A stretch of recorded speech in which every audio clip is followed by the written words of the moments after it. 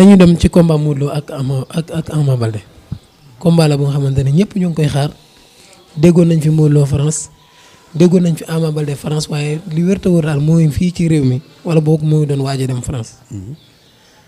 ñi entraîné woon Balla Gaye nag instant bi ñoom la bëgg a dénk boppam pour ñu waajal ko digganteem ak Modou Lo bokk nga ci ñi entraîné woon kii mu tuddati.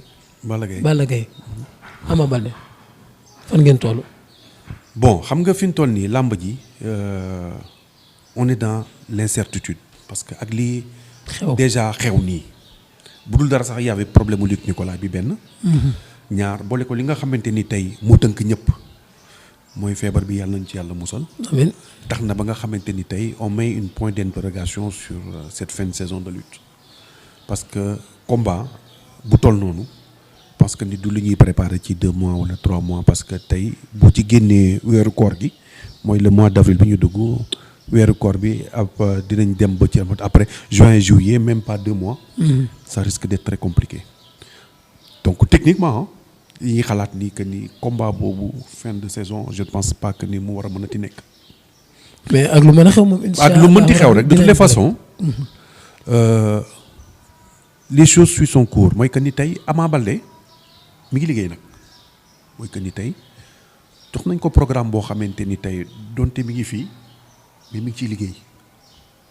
ok waaw mi ngi ciy liggéey bu baax a baax a baax il est conscient ci li koy xaar il est conscient que il a un adversaire de taille ça il est très conscient li nga xamante ni nag mooy li nga xamante ni moom la war a améliorer mi ngi ci comme il l'a dit man j'ai pas de problème mais ce qui est sûr et certain Modou Lo dinaa ko daan.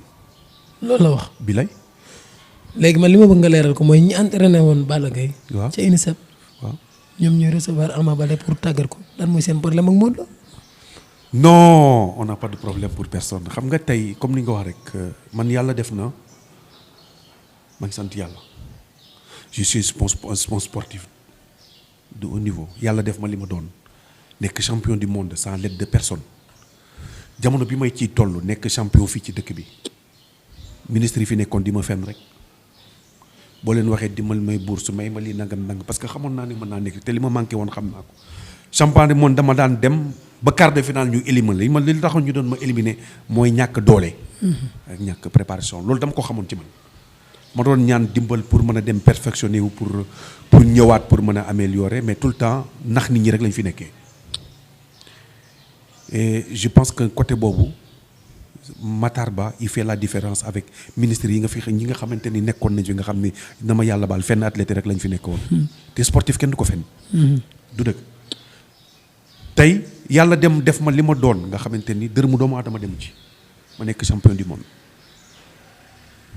tey bi ma ñëwee nag ba nga xam ne nag nekk naa ko am une expérience de vie je sais pas de tous les tours tey nit la ka lay war a mën a def pour nekk dans le haut niveau. parce que dama cee jaar ba doon li ma doon tey yàlla def aussi ma nekkoon Afrique du Sud pendant 7 ans jógee Afrique du Sud dem France.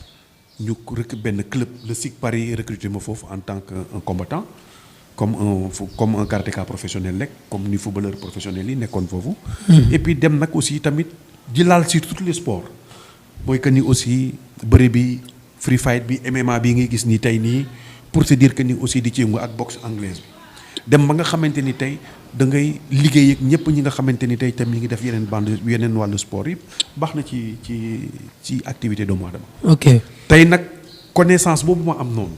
ak possibilité yooyu nga xamante ni képp koo xamante ni rek tey sénégalais nga un sportif nga nekk ci benn domaine bëgg exceller pour bëgg exceller dans ta carrière su ma la mënee jàppale te yàlla tax dama koy def mbër yi nag comme je te dis rek yàgg naa ak ñoom parce que ba may commencer mbër peut-être xëy na léegi laa commencé di ci wax mais pour wax la ni ba may entraîner mbër ci jamonoy Moustapha Guèye la le retour de Moustapha Guèye pour dire que ni maa yore woon Moustapha Guèye contre Khadim Ndiaye.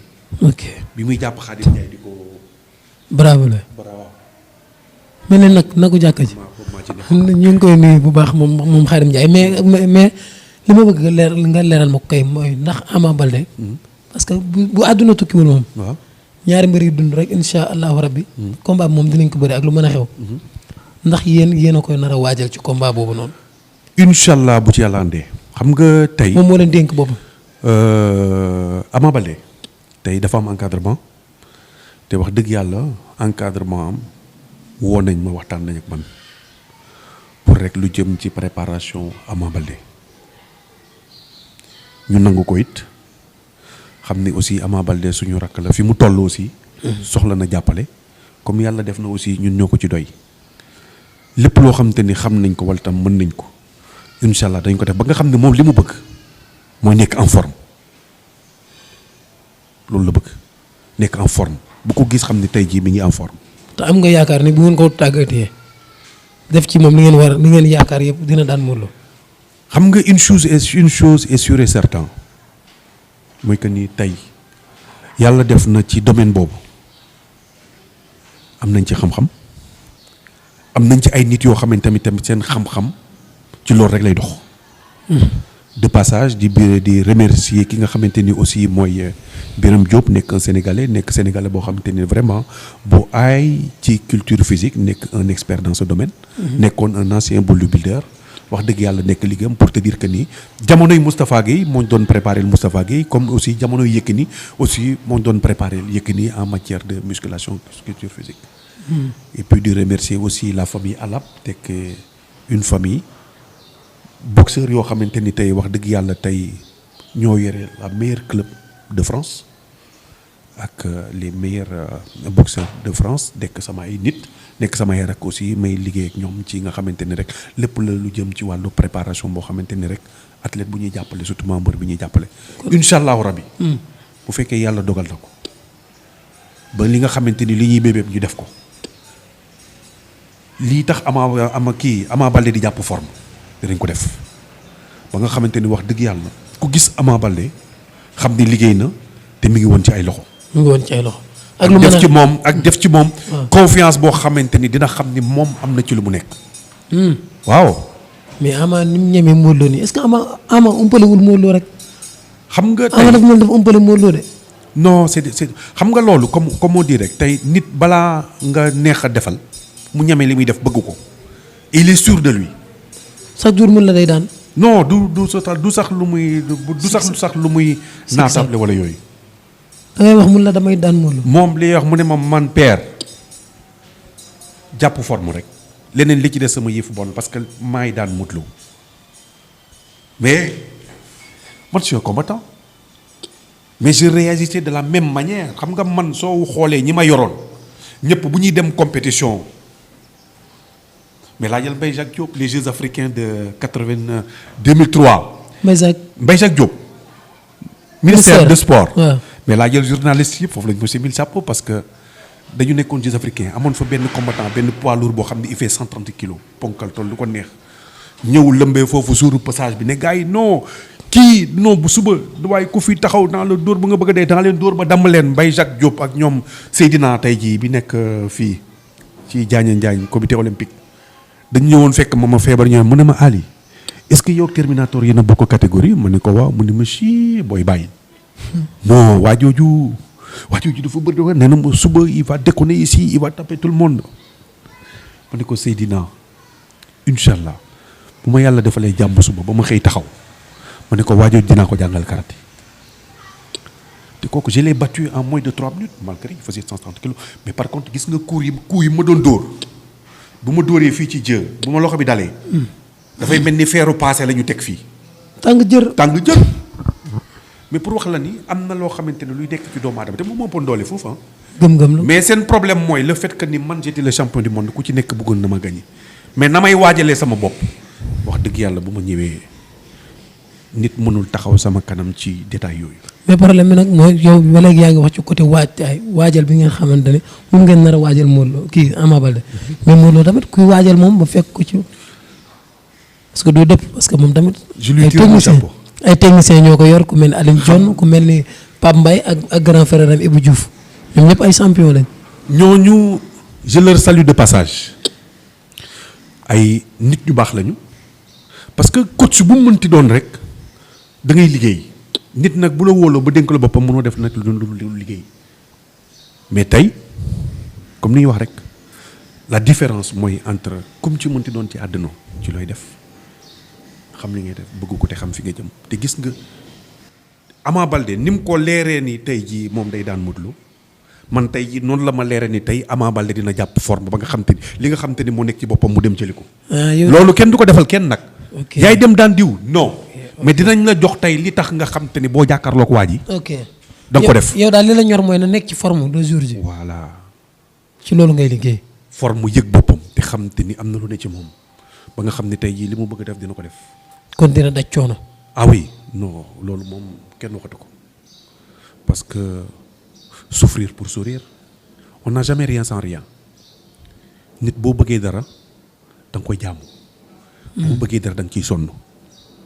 dina daj nag lu mburu dajal woon ci taal bi moom sax xam na ko xam nga yàlla defal na lenn tey képp ku ñuy ne ci loxo Mamadou Ali nga nekk rek nañ xam ne du ay caaxaan te ñoom mbër yi xam nañ ko du ñu bàyyi détail nag. parce que tey ku xas a dugg suñuy loxo dañuy fexe li nga xamante ni lépp loo xamante ni lu mu laajte di nga ko def par force nag c'est pas négocier. loolu am na solo Ama Baldé nee na ko dina daan Modou Lo ak lu mën a xew waaye nag wax na wax bu am solo mooy dina daj lu mburu dajul ci taal mais pour jeexal ci combat boobu noonu ñu jeexal ci combat boobu noonu mais man laaj la.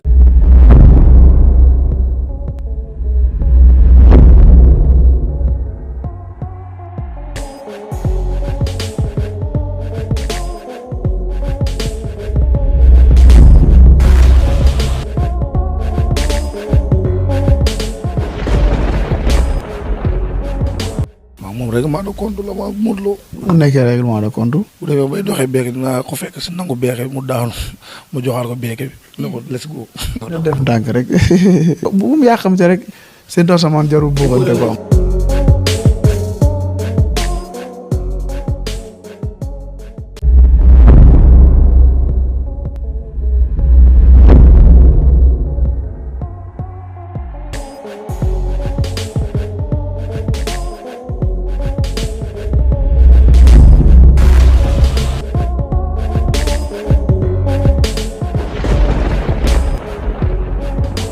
am règlement de compte la ma Modou Lo mu nekkee règlement de compte bu defee bay doxee beeke dinaa ko fekk si nangu beeke mu daanu mu joxaat ko beeke bi ne ko let's go def ndànk rek bu mu yàqamte rek seen doo samaan jarul buuxante ko am